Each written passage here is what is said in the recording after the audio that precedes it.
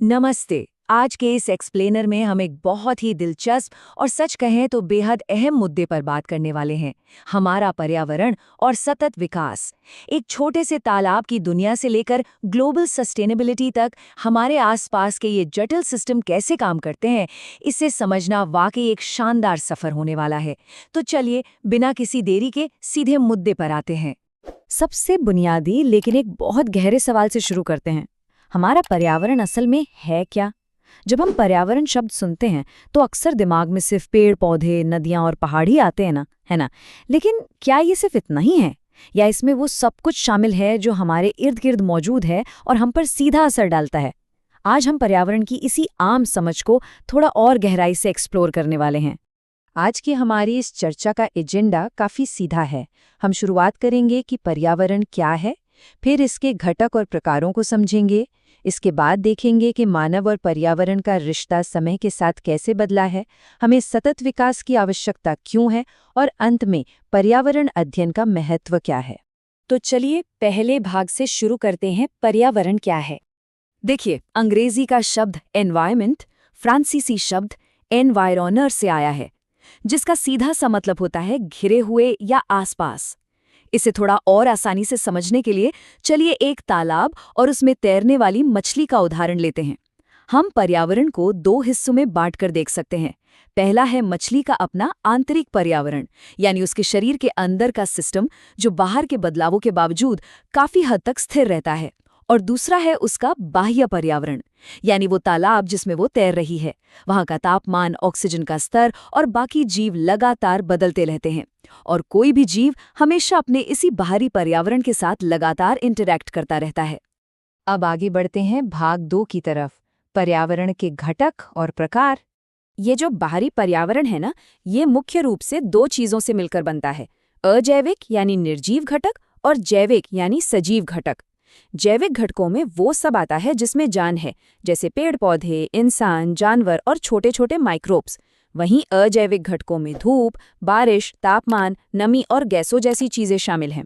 अब यहाँ सबसे अहम बात यह है कि ये अजैविक निर्जीव कारक ही ये तय करते हैं कि कोई सजीव चीज वहां जिंदा रह भी पाएगी या नहीं। सोचिए, अगर तापमान या पानी में जरा सा भी बदलाव आ जाए तो इसका सीधा और बहुत गहरा असर वहां रहने वाले जीवों पर पड़ता है। अब एक और दिलचस्प बात, पर्यावरण का मतलब अब सिर्फ अछूते जंगल या पहाड़ नहीं रह गया है। हम इसे मोटे तौर पर 3 हिस्सों में बांट सकते हैं। पहला, प्राकृतिक पर्यावरण, जैसे हमारे समुंदर और घने जंगल। दूसरा है मानव संशोधित पर्यावरण, यानी वो जगह जहां इंसान ने प्रकृति में थोड़ा बहुत बदलाव किया है, जैसे कि बागान या वाइल्ड लाइफ सेंचुरी। और तीसरा, जो पूरी तरह से मानव निर्मित पर्यावरण है, जैसे हमारी आज की स्मार्ट सिटीज, आर्टिफिशियल झीलें और बड़ी बड़ी फैक्ट्रियां। ये साफ दिखाता है कि हमने अपने आसपास की दुनिया को अपने हिसाब से कितना ज्यादा बदल दिया है। चलिए अब आते हैं तीसरे भाग पर, मानव पर्यावरण का बदलता संबंध। अगर हम इतिहास पर नजर डालें तो इंसान और प्रकृति की इस रिश्ते को 3 दौर में समझा जा सकता है। सबसे पहला दौर था निश्चयवाद का। तब माना जाता था कि प्रकृति ही इंसान को कंट्रोल करती है। शुरुआती इंसान पूरी तरह से प्रकृति के रहमो करम पर था और उसी के हिसाब से ढलता था। फिर आया दूसरा दौर, संभावनावाद का। इंसान ने समझा कि प्रकृति उसे कई संभावनाएं दे रही है और उसने अपने ज्ञान और तकनीक से उन संभावनाओं का फायदा उठाना शुरू किया। सच कहें तो यहीं से प्रकृति का जमकर दोहन शुरू हुआ। लेकिन जब इसके विनाशकारी नतीजे सामने आने लगे, तब हम पहुंचे तीसरे और सबसे जरूरी दौर में, पारिस्थितिकीय अभिगम या पर्यावरणवाद। आज हम समझ चुके हैं कि प्रकृति के साथ संतुलन और तालमेल बनाकर चलना ही हमारे सर्वाइवल का एकमात्र रास्ता है। और इसी सोच के साथ हम पहुंचते हैं अपने चौथे भाग पर, सतत विकास की आवश्यकता। जब हमें ये समझ आ गया कि प्रकृति का अंधाधुंध इस्तेमाल हमारे लिए ही खतरनाक है, तो हमें एक ऐसे रास्ते की जरूरत महसूस हुई जो विकास भी करे और पर्यावरण को भी बचाए। और यहीं पर 1987 के ब्रुंडलैंड आयोग की ये शानदार परिभाषा सामने आती है। ऐसा विकास जो वर्तमान पीढ़ी की आवश्यकताओं को भावी पीढ़ियों द्वारा अपनी निजी आवश्यकताओं को पूरा करने की क्षमता में कोई समझौता किए बगैर पूरा करता है। ये सच में एक बहुत पावरफुल विचार है। मतलब हम अपनी आज की जरूरतें तो पूरी करें, लेकिन आने वाली पीढ़ियों के संसाधनों को दांव पर लगाए बिना।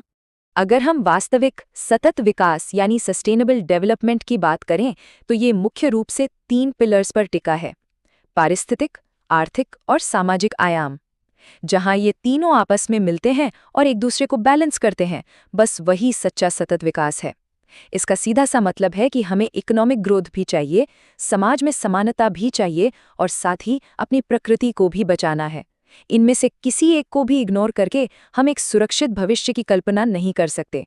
इस संतुलन को सिर्फ किताबों तक सीमित न रखकर जमीन पर उतारने के लिए साल 2015 में यूनाइटेड नेशंस ने एक बहुत बड़ा कदम उठाया, और वो जादुई नंबर है 17। जी हाँ, दुनिया भर के 193 देशों ने मिलकर 17 सतत विकास लक्ष्यों को अपनाया है, जिन्हें 2030 तक पूरा करने का टारगेट रखा गया है। इन 17 लक्ष्यों का दायरा वाकई बहुत बड़ा है।